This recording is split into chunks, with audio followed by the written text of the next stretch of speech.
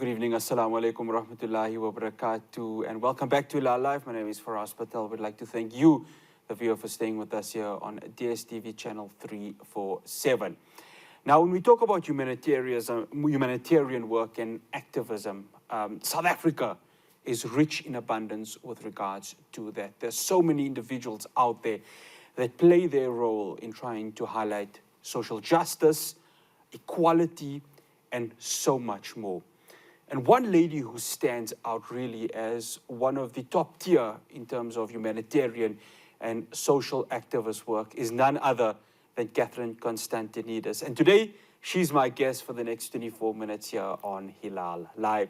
Catherine, good evening, and thank you so much for joining us here on Hilaal Live. It's an absolute pleasure to have you. Assalamu alaikum. It's wonderful to be here. Thank you for the platform and opportunity to chat to you. Wa alaikum salam. No, it's always a pleasure. And we have to congratulate you. First of all, of course, you won the Glamour Women of the Year award. Of course, it is an award that honors males and females for the work that they have done, of course. And Catherine, well-deserved award that she got.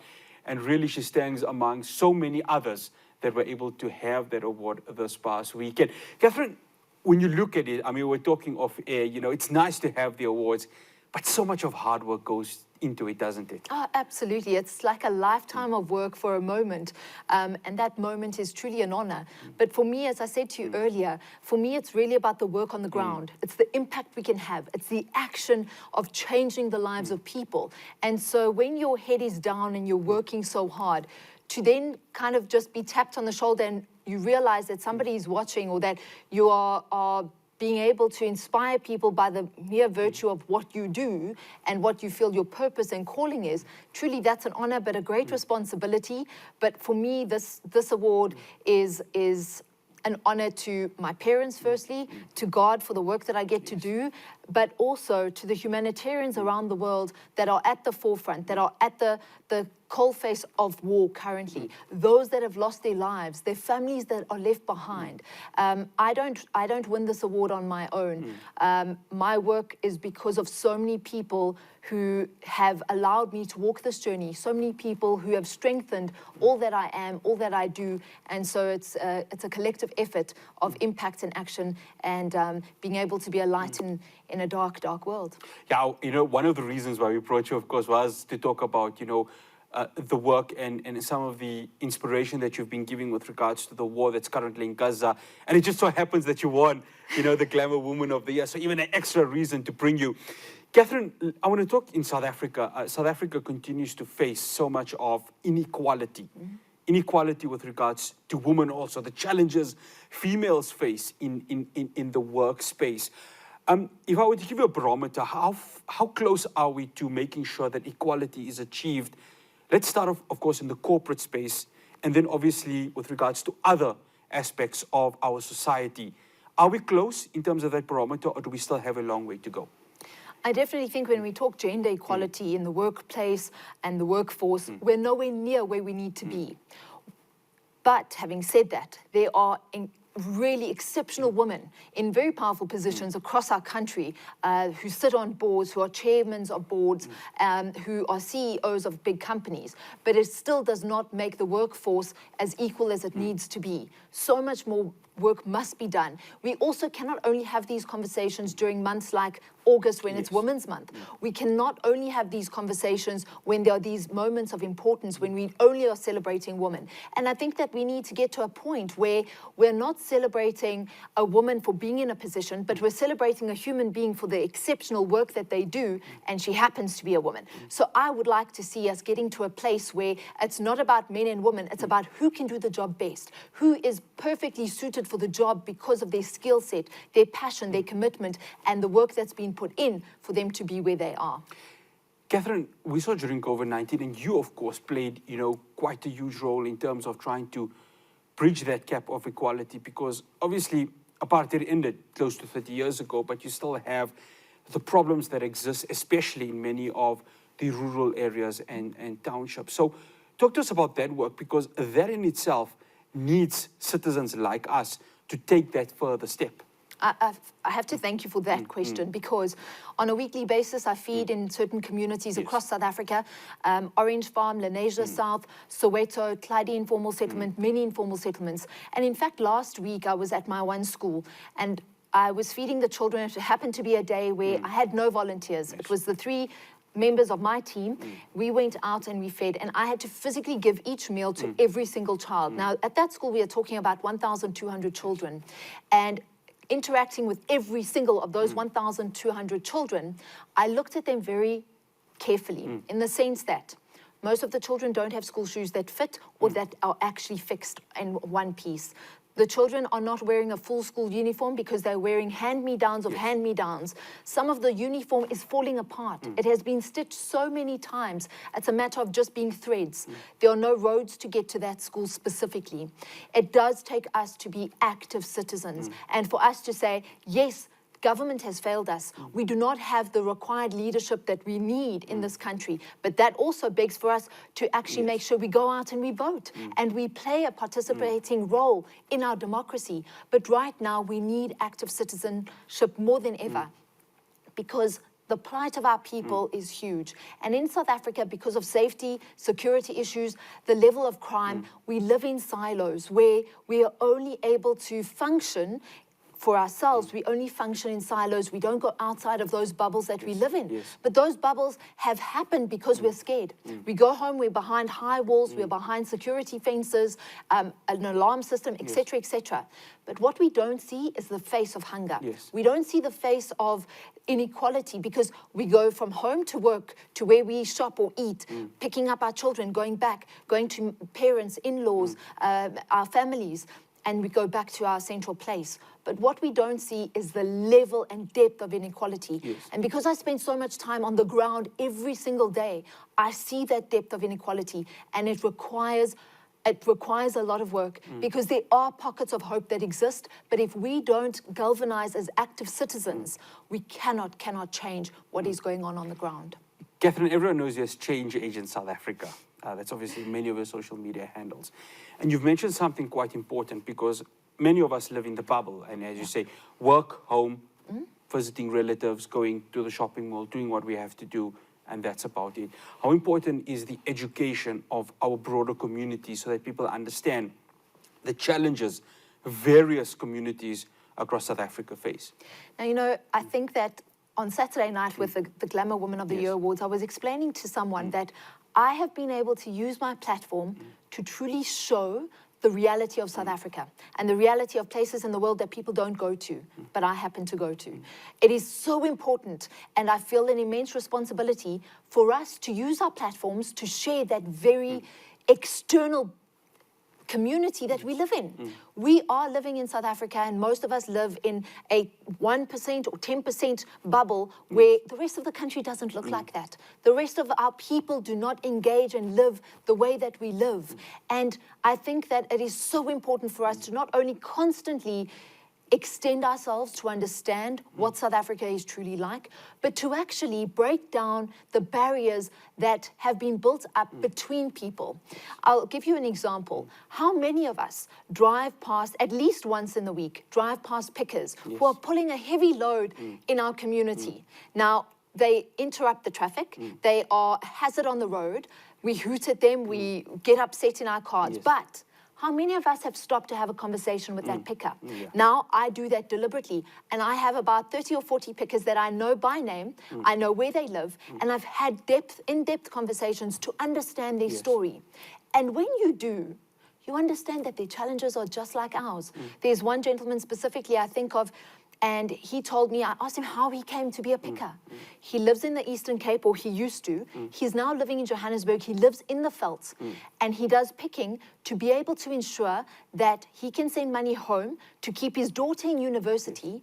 And his biggest worry is that his wife is going to leave him because he doesn't have a job. Now, tell me how that story is different to anyone living in the suburbs, in the biggest metropolitan city on the continent. We live here in Johannesburg or in Pretoria or in Cape Town or wherever we are in the country, but we don't realize that people are sharing the same battles. We forget we are all human together. Our circumstances are just different. And Catherine, that brings the question of some of the work NGOs, and I've been yourself also. And we've seen what happened in Durban. We saw what happened 2 years ago when the riots happened. You know, women like yourself, a gentleman like Dr. Imtiaz Suleiman, Islamic Relief Africa Muslim Agency, who has a very strong relationship with us here at Hilaal TV. We saw everyone banding together. It's not about race or gender. It's just us as South Africans, because we always want to make that attempt to help our fellow South African who is in need. And these last 2 years proved that, didn't it? Absolutely. I think COVID allowed us the opportunity to galvanize, as you've said. I think that's an important word, because what we do best in South Africa is, unfortunately, we only do it in crisis mode. Yes. But we know exactly how to galvanize, how to really amplify those values that make us South African. Yes. We need to find a way to do that outside of crisis mode, that becomes the default, because it is our default, but our default is also sleeping. Yes. And it's a dormant default, and it only activates in times of real crisis in our country, and it needs to be galvanized in moments like the Rugby World Cup, Yes. where South Africans were South Africans. Yes. But that same energy, Yes. imagine what it would be like living in a country where we all pulled together, focused on one direction, understanding what it was that we were trying to achieve, and we all walked in the same direction. After the break, I continue my conversation with Catherine Constantinides. We're going to be talking, of course, the current war on Gaza. There's still the ceasefire, but she herself took that initiative to really voice her support for the people of Palestine. Do stay tuned to Hilaal Live. We'll be back after this break.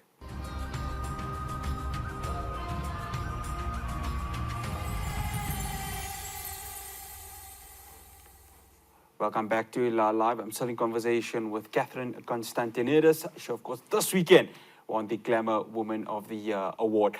Catherine, the war in Gaza, there was a time, like 20 years or post 9/11, to go as recent as that, when, of course, there were protests against, invasions and Israeli aggression. And it just used to be, for example, Muslims like myself protesting. We've seen a change in everything. You've been one of those that have taken to social media and voice support for the people of Palestine and what is currently happening. And you see these posters around saying, you don't have to be a Muslim or an Arab. You just have to be a human. And that's what it is, isn't it? Absolutely, and I think that is at its core. Such an important lesson for all of us outside of even just this war. It is important for us to readdress and rethink about our value systems as human beings. How can it be that we separate ourselves based on certain societal norms? No, we have to rethink of who we are and the kind of people we want to be and what values we hold true. And then we have to fight for those values every single day. And we have to stand for justice, for freedom, for humanity. We have to stand for what is right and what is wrong. Yeah. Catherine, I know on social media you get a lot of people who have hurled abuse at you, and you've handled them with grace and with honor. How do you do that? Because sometimes mentally it's draining. You do all this work, with regards to communities here in South Africa, and then standing up for the people of Gaza and Palestine. And then, of course, you get a lot of, within social media, the abuse that comes to you. How do you handle it as a person, just to make sure that your core values of standing up for truth and justice does not evaporate? I think it's important to know who you are as a person, to know what it is you stand for. And then you have to, unfortunately, I think after all these years, I still haven't learned to take my heart off my sleeve. Yes. I think it's fundamentally who you are. So yes, of course, these things still hurt you, because I think it's the kind of people that we are, and you are still affected by people's negativity. But in some way, you have to go, you have to have a good rest and wake up the next day and fight to find the depth of bravery that lies within us. Carry that depth of bravery and focus on what it is you're doing. I always remind myself, with everything that I do, my work, my voice in this situation, my voice on Western Sahara, I stand on the right side of history, and I know what I'm standing for. I know why I fight for what I'm fighting for, and why I have voiced the opinions that I have. I have worked in war-torn countries around the world. I've gone to places and been on the ground and had a first-hand experience. Sadly, I have not been to Palestine. Inshallah, maybe one day. And this is the only area, in fact, in the world where I have not physically been, but I understand the fundamentals. And those basic fundamentals, surely, how do you be human and not stand for that? And you mentioned something very important. I want to drive this home. It does not require you to be Muslim to stand up for something that is in perhaps the Muslim world, if we'd like to say that. We do not have to be Muslim in our community to actually respect the mosques that exist in our communities, to sit and listen to the call for prayers. I find it extremely beautiful. I find it calming. I wait to listen to it. And I think we have to be more tolerant. We have to it requires of us, each and every one of us, to reassess who we are. What are our values? And when I go to social media and I share something, I'm honored by the community I've created on social media. However, it does allow that public space, and because you're a public figure, it says that the world is allowed to fight back or to have their own opinion or to be abusive, but that's on the other person. I know what I do, I know why I do it, I know the impact I have, and I know that God's put me where I am to do what I do and to fight for people and for justice. God is God. Yes, definitely. And I think that once you understand that and your strength is drawn from your faith, and as the people in Gaza have shown us, their faith is unwavering. Yes. How can we not do what we can from where we are?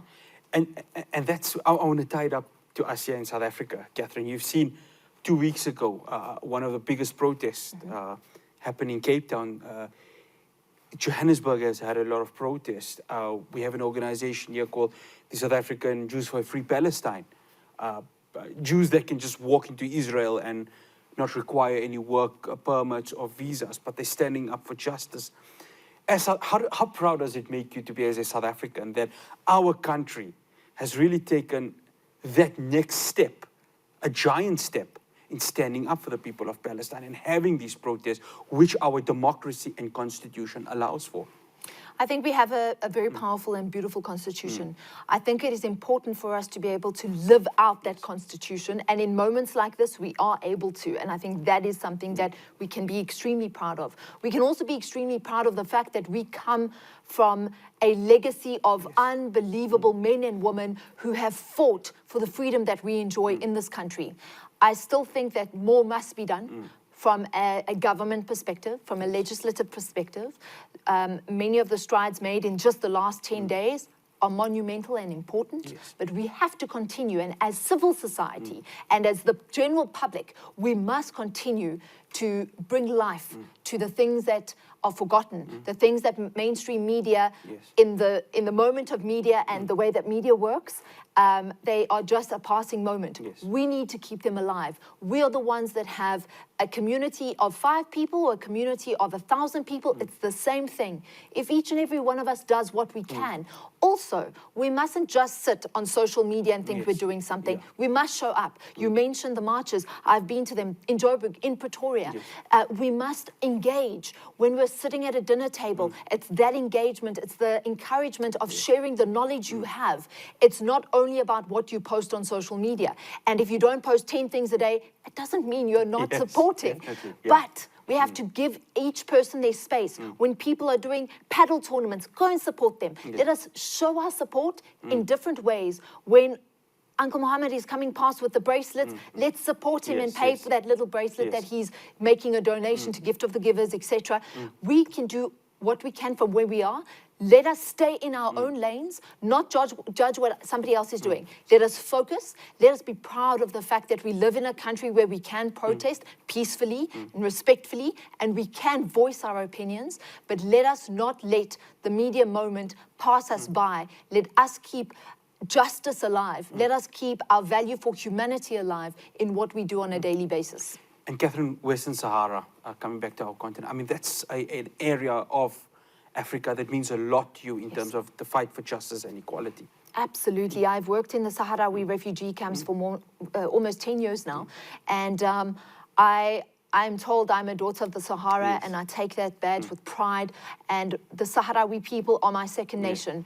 And I think, often people say that, well, the Sahrawis tell me that they can see me from the stars because I'm so different. Yes. And I'm not a common person in North Africa. Yes. I understand that.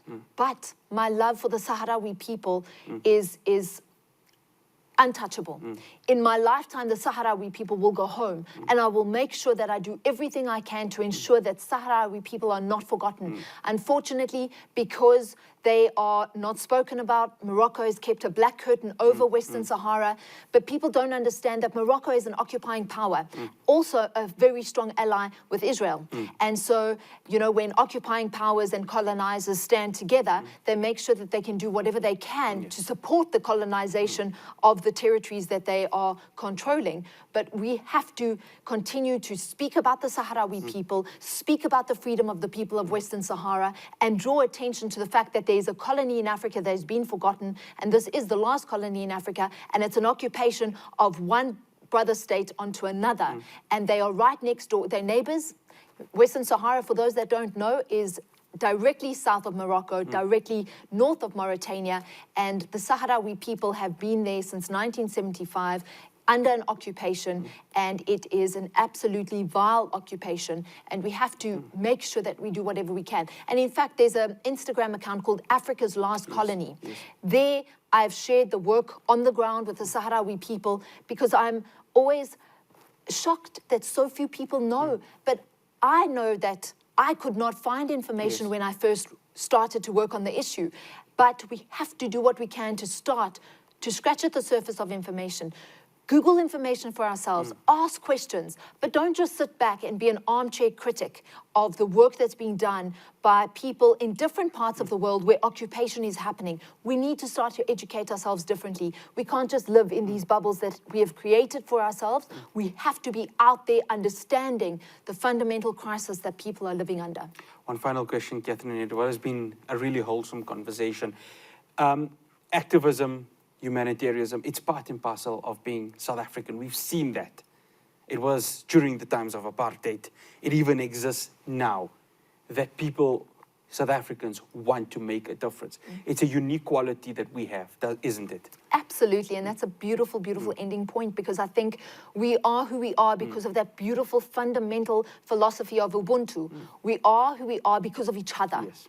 And I think that we stand on the shoulders of great giants. I think of, everybody knows Tata Madiba. Yes. Ahmed Kathrada, a dear friend and somebody who was also a giant of our time. But there are many, many others. There are also unsung heroes in our society that played a role. And I think we need to start breaking down the barriers that divide us with our neighbors. We need to start to go back to the fundamentals of being South African, harnessing that beautiful power and energy that you talk of, because we come from a great nation. We have the most beautiful country on earth and the most beautiful people on earth. And I'm proud of all that we continue to do to voice our stand for justice, for human rights, and we have to fight for that. We have to be the nation that is the beacon of hope and the beacon of light. Catherine, it's been an honor to have you here in our studios at Hilaal TV.